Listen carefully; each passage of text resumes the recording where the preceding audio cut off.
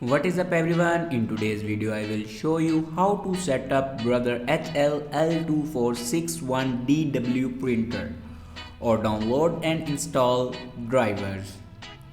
So first of all, open browser and then search here printer.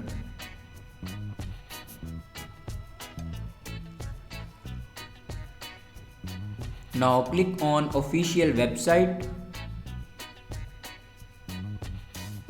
Now here you can select a window and then click on OK. Now click on printer driver. Now here you can download your printer driver. After download your printer driver, then open your downloaded files and here you can install your printer driver. Now here you can see it will be installed. Now go back and open settings and click on printer and driver. Now click on add device and then click on add manually. Now follow these steps for add printer.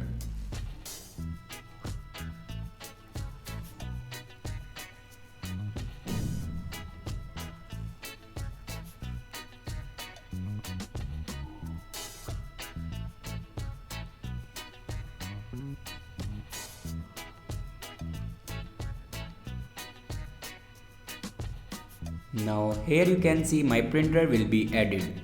Thanks for watching this video.